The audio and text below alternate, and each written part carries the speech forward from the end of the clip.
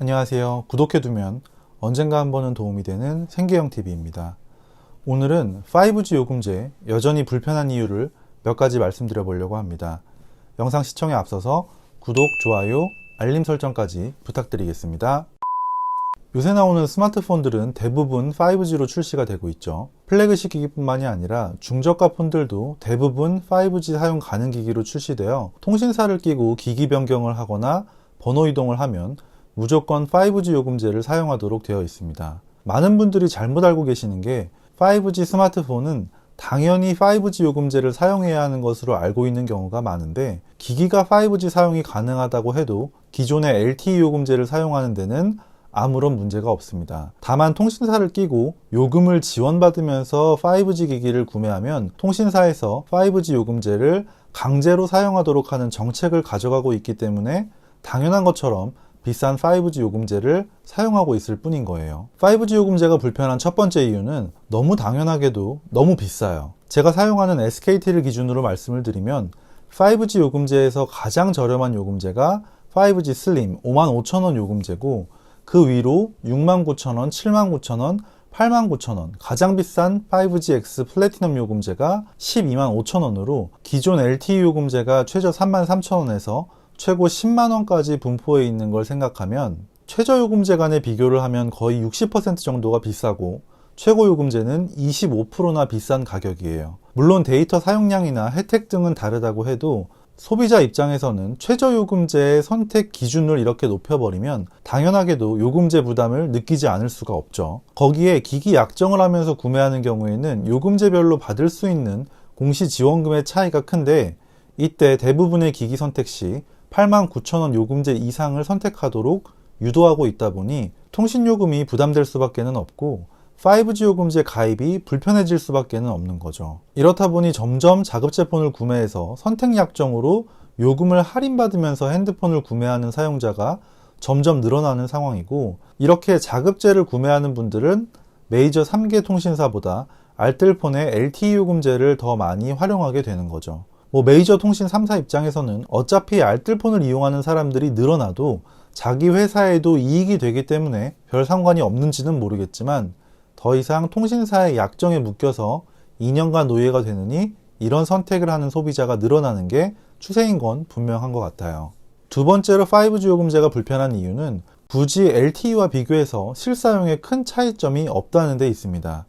이미 대부분의 사용자들의 기억 속에서는 사라졌겠지만 3G에서 LTE로 넘어오던 시기에는 그 체감 속도의 차이가 누가 굳이 억지로 LTE 요금제를 쓰라고 강요하지 않아도 자연스럽게 LTE 요금제를 더 비싼 돈 주고 사용하더라도 이걸 쓰는 게 좋다라는 생각을 심어주기에 충분한 차이였기 때문에 자연스럽게 LTE로 넘어갈 수밖에 없었는데, 지금은 굳이 비싼 돈 내고 왜 5G 요금제를 써야 하는지 소비자 입장에서는 이해가 안 되죠.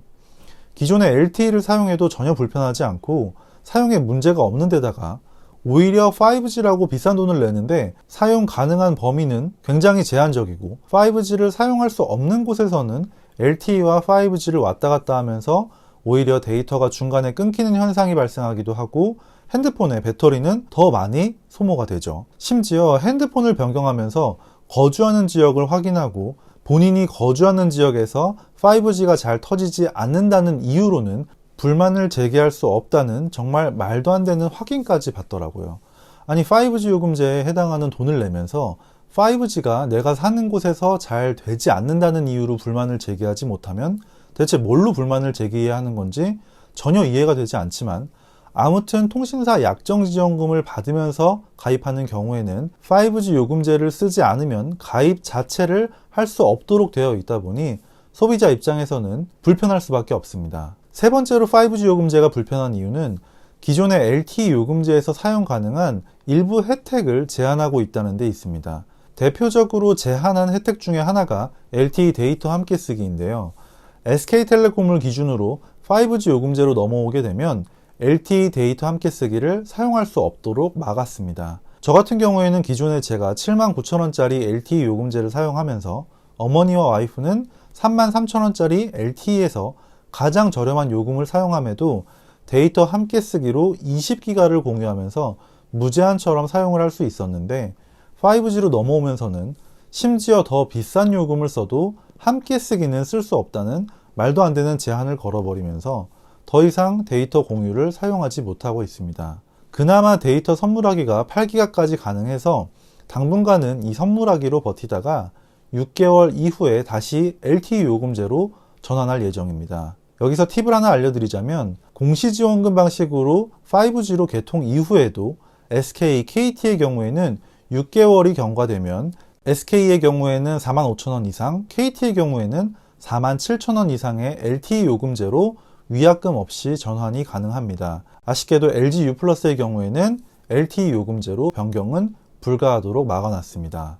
또 한 가지 제약사항은 제가 예전에 영상으로 알려드렸던 태블릿 LTE 데이터 함께 쓰기의 경우에도 기존 LTE 요금제에서는 요금제별로 2회선에서 3회선까지 유심 개통을 통해서 무료로 사용이 가능했던 반면에 5G 요금에서는 가장 비싼 125,000원 요금제의 경우 2회선까지, 그 밑에 89,000원 요금제의 경우에는 1회선까지만 무료 이용을 지원하고 그 이하 요금제에서는 태블릿 데이터 함께 쓰기도 추가 요금을 납부해야만 사용 가능하도록 제한을 두었습니다. 이런 몇 가지 불편한 점들을 생각하면 과연 통신사에서 가입자들을 5G 요금을 사용하도록 유도하려는 건지, 아니면 통신사들도 막상 세계 최초라는 이름으로 5G 개통을 하긴 했는데 아직은 망 사용 범위나 속도에 문제가 많다 보니 양심상 일부러 5G를 사용하지 않도록 하려는 건지 헷갈릴 정도로 이상한 정책을 사용하고 있다는 생각이 듭니다. 메이저 3개 통신사에서는 독과점 시장이라는 점만 믿고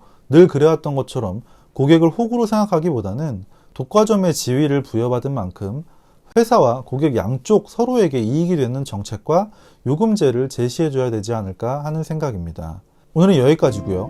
오늘 말씀드린 내용이 여러분들의 생계에 조금이라도 도움이 되셨다면 구독과 좋아요를 부탁드리겠습니다. 오늘도 긴 영상 봐주셔서 감사합니다. 수고하셨습니다.